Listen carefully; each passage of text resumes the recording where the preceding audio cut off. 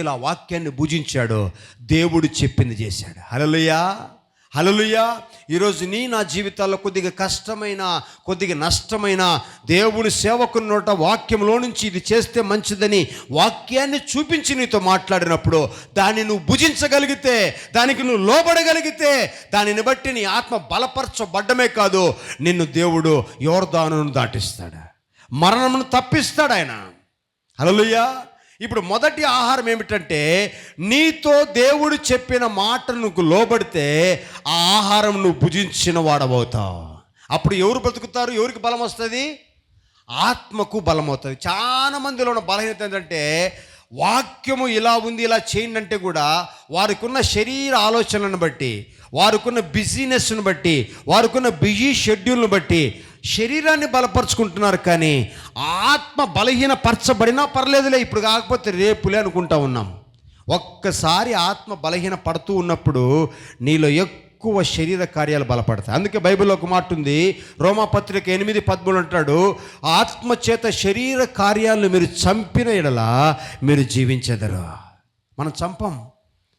శరీర కార్యాలతో ఆత్మనైనా చంపుతాం, కానీ శరీర కార్యాలతో ఆత్మనైనా చంపుతాం, కానీ ఆత్మ చేత శరీర కార్యాలను మాత్రము చంపం.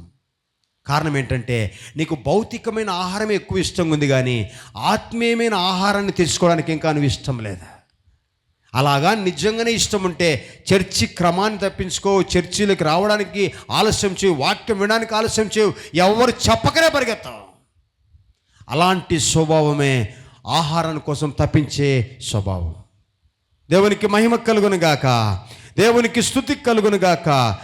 వాక్యానికి అవిధేయత చూపుతున్నావంటే నువ్వు ఆత్మీయమైన ఆహారాన్ని భుజించడము లే. వాక్యానికి లోబడుతున్నావంటే నువ్వు ఆత్మీయమైన ఆహారాన్ని ఏం చేస్తున్నావు? భుజిస్తూ ఉన్నావు. ఏస్కేల్ మాదిరిగా. అది ఆహారం తింటే ఎలా ఉంటుందంట? ఎలా ఉంటుందంట? అది జుంటు తేనె దారలంత మధురముగా ఉంటుందంట వాక్యం. ఈరోజు నీ బిర్యానీ తిన్నావనుకో, గంట సేపు టేస్ట్ ఉంటుంది. ఈరోజు నువ్వు తేనె తిన్నావనుకో, గంట సేపు టేస్ట్ ఉంటుంది. మళ్ళా గంట ఇడిస్తే ఆ తేనె కావాలా, ఆ బిర్యానీనే కావాలా? కానీ బైబిల్ సెలవిస్తున్న ఏమిటంటే, నేనిచ్చు ఆహారం తినువాడు మరి ఎన్నటెన్నటికి ఆకలి కొనడు. ఆమేన్. ఈరోజు ఏ ఆహారం కావాలి మీకు? ప్రతిసారి ఆకలి కొనే ఆహారం కావాలా? ఒక్కసారి దేవుని వాక్యాన్ని భుజించి దేవుని కొరకు నిలబడే ఆహారం కావాలా? చెప్పండి. ఈరోజు పరిశుద్ధాత్ముడు నీతో నాతో మాట్లాడుతున్నాడు. మొదటిది, దేవుడు నీతో చెప్పిన వాక్యాన్ని భుజించగలిగితే, అంటే వాక్యానికి విధేయత చూపితే నీవు ఆత్మను బలపరుచుకుంటావు, మరణమును దాటుతావు. హల్లెలూయా. యోర్దాను అనే మరణాన్ని దాటుతావు. ఎక్కడికి చేరడానికంటే పరలోక రాజ్యం చేరడానికి. అసలు ఎంతమందికి తెలుసు మనం ఇక్కడ కాదు, శాశ్వతమైన రాజ్యం మనకు ఒకటి ఉందని? ఎంతమంది తెలుసు? మనము నిత్యము జీవించే ప్రాంతం ఒకటి ఉందని ఎంతమంది తెలుసు? నిజంగా తెలిసి ఉంటే నువ్వు ఖచ్చితంగా నీ ఆత్మకు ఆహారాన్ని పెడతా ఉంటావు. రోజు నీ ఆత్మకు కావాల్సిన ఆహారాన్ని నువ్వు పెడతానే ఉంటావు. ఒకవేళ నువ్వు పెట్టడం లేదంటే ఒకరోజు దానిని ఎక్కడికి పంపిస్తున్నావు? మరణానికి. మంచిదంటారా? చెప్పండి. ఈ భౌతికమైన ప్రయాస అంతా దేని కొరకు? కేవలం ఈ లోకంలో బతకడానికే, అంతేనా కదా? కానీ చాలామంది ఏం చేస్తారంటే, ఈ లోకంలో బ్రతకడానికి కాదు, ఈ లోకంలోనే బ్రతుకుతామన్నట్టుగా బ్రతుకుతూ ఉంటారు. అది వ్యర్థమే. ఎంత ఉన్నా, నీకు ఏమి ఉన్నా ఏమి లేకపోయినా, ఇవన్నీ నాకు ముఖ్యం కాదు, నా ఆత్మను కాపాడుకోవడం నాకు ముఖ్యమైన ఆలోచన రావాలా. దేవునికి మహిమ కలుగును గాక. రెండవది చెప్తున్నాను చూడండి. రెండవది ఆహారం ఏంటో, నా యోహాను పత్రిక 4:30 యేసుక్రీస్తు ప్రభు సమరయ స్థితి. మీరు జస్ట్ రెఫరెన్స్ రాసుకోండి, చదువుకోండి. స్టోరీ మరి చెప్పేస్తాను త్వరగా. యోహాను పత్రిక 4:33-4 యేసుక్రీస్తు ప్రభు ఒక సుకారణ స్థలానికి వెళ్ళి యాకోబు బావి దగ్గర ఆయన నిలబడి ఉన్నప్పుడు ఒక పాపాత్ముడైన ఆ సమరయ స్త్రీ కనపడినప్పుడు ఆమెకు దాహం కోసం నీళ్ళు అడుగుతాడు. అడిగినప్పుడు ఆమె అక్కడ నిలబడి అంతా మాట్లాడుతుంటే ఆ మధ్యలో ఈ శిష్యులందరూ ఊర్లోకి పోయి భోజనం తీసుకొని పోతారు యేసయ్యకి. వాళ్ళు ఆహారం తీసుకొని వచ్చే లోపల ఈ స్త్రీతో మాట్లాడుతుంటే, అయ్యా నీ కొరకు ఆహారం తెచ్చాం నాయనా, నువ్వు వచ్చి భుజిస్తురాయి అంటే, అప్పుడు యేసయ్య ఇస్తున్న స్టేట్మెంట్ ఏంటంటే, ఇదిగో మీకు ఎవ్వరికి తెలియని ఆహారము నా వద్ద ఉన్నది. వాళ్ళు అనుకున్నారు, అట్లా పోయినప్పుడు ఏమైనా తెచ్చిచ్చారేమో, అట్లా పోయినప్పుడు ఏమైనా తెచ్చిచ్చిందో భుజిస్తున్నారేమో అనుకుంటే, అప్పుడు ఏమంటున్నాడు చూడండి, ఇప్పుడు చదవండి అన్నమాట. యేసయ్య ఏమంటున్నాడు? ఏంటి తెలియని ఆహారం? అందుకు ఆయన నాకు ఉన్నదని వారితో చెప్పగా ఆ, ఆ, ఆ, ఆ, నన్ను పంపిన వాని చిత్తము నెరవేర్చుటయు ఆయన పని తుద ముట్టించుటయు నాకు ఆహారమైంది. రెండవ ఆహారం ఏమిటంటే, ఖచ్చితంగా ఇక్కడ కూర్చున్న మనము వింటున్న మీరందరూ కూడా రెండవ ఆహారాన్ని మీరు బాగా గుర్తుపెట్టుకోవాలా. ఈ భూమి మీదకి నువ్వు రావడానికి దేవుని చిత్తమైంది, ఈ భూమి మీద బ్రతకడానికి దేవుని ఉద్దేశమైంది. కానీ దేవుని ఉద్దేశాన్ని నెరవేరుస్తున్నావా? నీ చిత్తాన్ని నెరవేర్చుకుంటున్నావా? నీ ఇష్టాన్ని నెరవేర్చుకుంటున్నావా? నీ కోరికలు నెరవేర్చుకుంటున్నావా? నీకు నచ్చినట్టుగా నెరవేర్చుకుంటున్నావా? అయితే ఆత్మీయమైన ఆహారాన్ని నువ్వు భుజించడంలా. ప్రతి ఒక్కరికి దేవుడిచ్చిన చిత్తం ఏమిటంటే, నువ్వు భూమి మీద ఉన్నంత కాలము దేవునిని ప్రకటించడమే దేవుని చిత్తం. అంతేనా కాదా? యేసుక్రీస్తును ప్రకటించడమే దేవుని చిత్తం. సర్వజనులారా, మీరు సర్వలోకానికి వెళ్ళి సర్వ సృష్టికి సువార్త ప్రకటించండి అంటే, యేసుక్రీస్తు ప్రభు కూడా పాపాత్మైన స్త్రీ దగ్గరికి వెళ్ళి ఆమెకు ఎప్పుడైతే క్రీస్తుని గురించి, దేవుని గురించి, రక్షణ సువార్త ప్రకటిస్తూ ఉన్నాడో అది దేవుని చిత్తమని దేవుడు సెలవిస్తూ ఉన్నాడు. అలా చేయడమును బట్టి ఏమి జరుగుతూ ఉందంటే, అదే ఆహారంగా మార్చబడతా ఉందంట.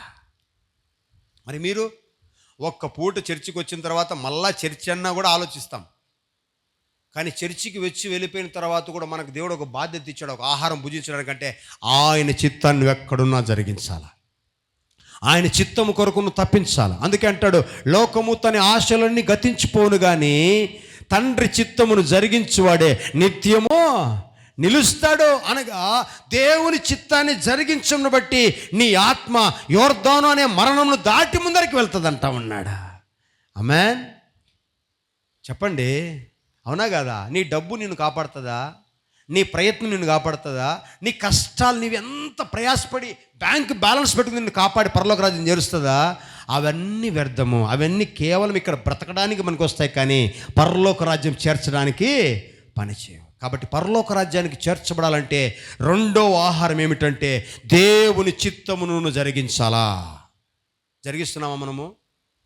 దేవుని చిత్తమును జరిగించాలనుకున్న ప్రతి క్రైస్తవుడు నీ చిత్తాన్ని సిలువేయాలా. గలతీ పత్రిక 5:24 ప్రకారం నీ చిత్తాన్ని సిలువేయాలా, దేవుని చిత్తాన్ని జరిగించాలి. అందుకే అపోస్తలుడైన పౌలు అంటాడు, జీవించువాడను నేను కాదు, ఇక నా యందే క్రీస్తే జీవించుచున్నాడు. ఎందుకంటే నేను క్రీస్తుతో కూడా సిలువేయబడ్డా. అంతే, నేను సిలువేయబడ్డా. నా ఇచ్చలు, నా కోరికలు ఇంకా నేను అనుసరించను. దేవుని వాక్యం ఏమి చేయమని చెప్తా ఉందో ఆయన చిత్తాన్నే జరిగిస్తా. ఎందుకు జరిగిస్తావంటే అది నా ఆత్మకు ఆహారం. యేసయ్య చెప్పింది అదే, తండ్రి చిత్తమును జరిగించే నిజమైన ఆహారం నా దగ్గర ఉంది. ఈరోజు రెండవ ఆహారం నువ్వు సిద్ధపడుతున్నావా? నేను అందుకే చాలాసార్లు చెప్తాను, వాక్యమైన ఆహారం కొరకు తప్పించండి, వాక్యమైన ఆహారం భుజించడానికి ప్రయత్నం చేయండి. ఆటోమేటిక్గా భౌతికమైన ఆహారం కూడా సులువుగా దొరికిపోతుంది. తెలుసా మీకు అది? ఆత్మీయమైన ఆహారం కొరకు ప్రయత్నం చేస్తే తప్పకుండా భౌతికంగా నీకు ఏమి కావాలో అన్నీ అనుగ్రహించగలడు ఆయన. కానీ ఆత్మీయమైన ఆహారాన్ని పక్కన పెట్టి భౌతికమైన దానికోసం ప్రయాసపడతాం. అందుకంటాడు కదా, ఒకడు లోకమంతా సంపాదించుకొని ఈ రాత్రి తన ప్రాణం పోగొట్టుకుంటే ఏమి లాభం? మరి ఆలోచన వాక్యం అంత హెచ్చరించిన మనం దేవుని కాడికి రావడానికి ఆలస్యం చేస్తాం. దేవుని కాడికి రావడానికే సున్నితంగా తృణీకరిస్తాం.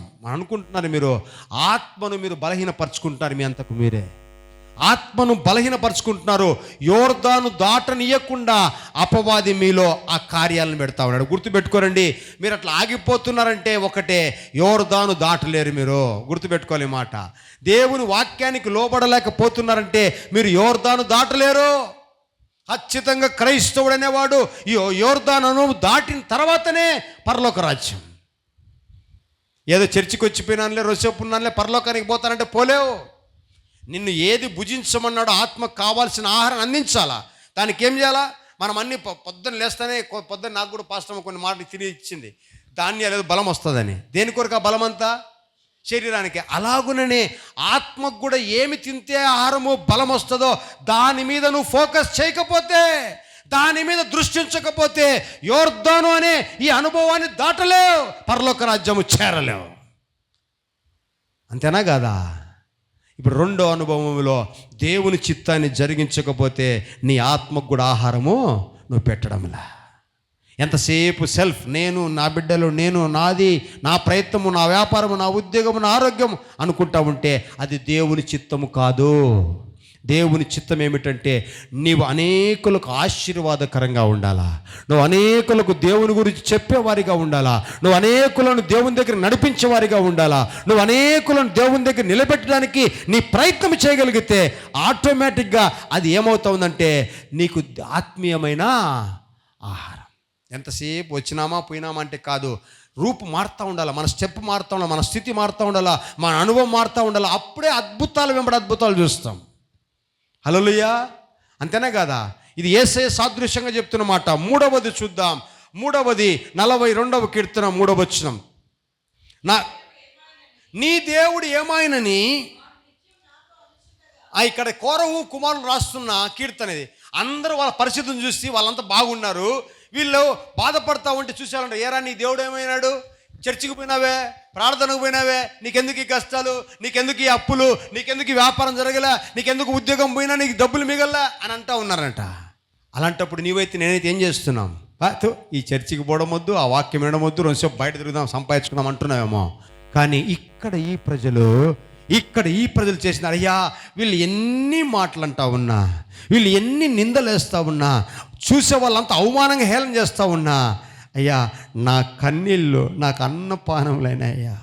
ఆత్మకు బలమైన ఆహారం ఏమిటంటే నీవు ఆత్మలో కన్నీటి ప్రార్థన నీకు బలమైన ఆత్మీయ ఆహారం. ఎవరికన్నా అనుభవం ఉందా? కన్నీటి ప్రార్థన అనుభవం ఉందా? కన్నీటి ప్రార్థనతో ఒక్క చుక్క కన్నీరు కారే ప్రార్థన నీ జీవితంలో ఉంటే నీ జీవితం ఎంతో గొప్పదిగా మార్చబడుతుంది. ఇటు చూడమంటున్నారు, ఈ కోరహు కుమారులకి అంత అవమానాలు వస్తాం, వాళ్ళని ఒక్క మాట లేదంట. వాళ్ళు అన్న మాటలన్నీ వినడము, ఇంట్లో మోకరించడం. అయ్యా నువ్వు సజీవుడైన దేవుడవు కదా నాయన, నువ్వు చూస్తున్న దేవుడవు కదయ్యా, ఈ చూస్తున్న వారందరూ నీ దేవుడు ఏమయ్యాడు, నీ దేవుడు ఏమైనా అంటున్నారు నాయన. అయ్యా మమ్మల్ని ఒక్కసారి జ్ఞాపకం చేసుకుని ఆయన. కేవలం కన్నీరు కార్చడమే పని, కానీ మరొక బదులు లేకుండా దేవుని దగ్గర మోకరించారు. ఆ కన్నీటి ప్రార్థన వారి ఆత్మను కాపాడిందంట. ఎలా కాపాడిందో తెలుసా?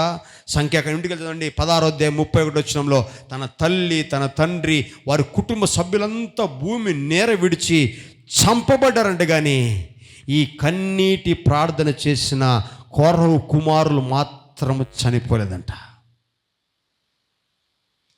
అంటే అర్థం ఏంటి? తల్లి, తండ్రి, కొంతమంది అబీరాము, దాతాను, కోరహు, ఈ ముగ్గురు ఏం చేశారంటే మోషేకి విరోధంగా పనిచేశారు. కోరహు కుమారులను కూడా వాళ్ళు తండ్రి పిలిస్తే మేము రామో అని వాక్యానుసారంగా ఉన్నారంట. వాక్యానుసారంగా ఉన్నప్పుడు అవమానాలు వస్తుండే. ఏరా ఏం చేశాడు మీ దేవుడు? మీ నాయన పిలుస్తూ పోలా, మేమ్మ పిలుస్తూ పోలా, ఆ గుంపులో కలిసమంటే కలిసలే, నువ్వేమో దేవుడు అంటా ఉన్నావు. ఏం చేశాడు మీ దేవుడు? అన్ని కష్టాలే. ఏం చేశాడు నీ దేవుడు? అన్ని నష్టాలే అంటున్నారంట. అలాంటప్పుడు కూడా వారి మాట వినకుండా మోకరించి, అయ్యా నీవు తప్ప నాకెవరు లేరు నాయన, నా తండ్రి చూస్తే వాక్యానికి విరోధంగా పనిచేస్తూ ఉన్నాడు, అయ్యా మేమైతే అది చేయలేము నాయన, ప్రాణమున్నా ప్రాణము లేకపోయినా నీ కొరకే బ్రతుకుతామయ్యా అని కన్నీరు కారుస్తా దేవుని దగ్గర నిలబడినారు. ఒకరోజు ఎవరైతే హేళన చేశారో వారందరూ భూమి నేర విలిచిపడి పాతి పెట్టబడ్డారు. కానీ రక్షించబడింది మాత్రము వెళ్ళే. హల్లెలూయా. అంటే వీరు యోర్దాను దాటారు లేదా? ఈ కన్నీరు వారిని ఎక్కడ చేర్చింది? యోర్దాను దాటేట్టుగా చేసింది. కన్నీరు కార్చకుండా లోకములు సుఖిస్తూ ఆనందిస్తూ వారికి నచ్చినట్టుగా జీవిస్తున్న వారు ఏమైపోయారు? భూమి నెర విడిచి వారిని ఏం చేసేసింది?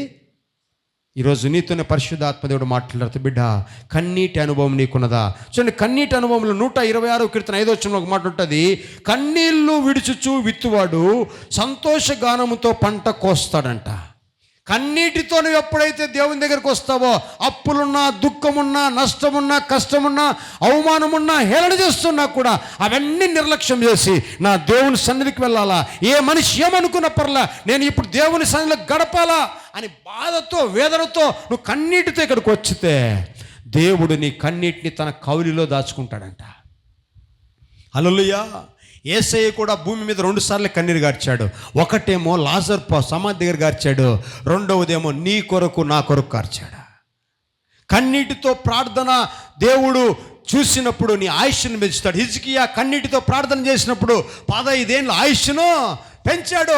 ఇర్మియా ప్రార్థించాడు, విలాపించాడు, ఏడ్చాడు. ఇజ్రాయెల్ ప్రజలు పాపం చేస్తూ ఉంటే ఈ ఇర్మియా ప్రార్థన వలన వారిలో ఉన్న బలహీనతలను దేవుడు హెచ్చరించాడు. కన్నీటి ప్రార్థన బహుబలమైన ప్రార్థన. అందుకే అంటాడు కదా హిజ్కియాతో, హిజ్కియా నువ్వు కన్నీరు విడుచుంటది నేను చూచితిని. అనుభవం రావాలి. చర్చికి వచ్చిపోయేది కాదు. ఎప్పుడు కన్నీరు వస్తుందంటే నీ లోపల పాపమనే ఆ శాపమనే అవన్నీ బయటికి వచ్చినప్పుడు వస్తుంది. పిండడం కన్నీరు ఎప్పుడు వస్తుందంటే పశ్చాత్తాపం, ఒప్పింపు ఉన్నప్పుడు నీలో ఆటోమేటిక్గా కన్నీరు వస్తుంది. కన్నీటి ప్రార్థన అనుభవం ఉందా మనకి? కన్నీటి ప్రార్థన అనుభవంలో మనం ఉంటున్నామా? చెప్పండి. లేం. ఆఖరిగా ఒక మాట చెప్తున్నాను, ఇప్పుడన్నా ప్రయత్నం చేయండి. పేతురు కన్నీరు కార్చాడు. పేతురు పాపం చేశాడు. పేతురు కన్నీరు కార్చకపోయింటే క్షమాపణ లేదు. అయ్యా కోడి కూసేంత వరకు నేను ఒప్పుకోలేదని చెప్పావు కదా. అవును నాయన, 3 సార్లు కోడి కూసిన తర్వాత అయ్యా నేను ఒప్పుకుంటాను, క్షమించు నాయన, నేను కన్నీరు కార్చాడు, కాపాడబడ్డాడు.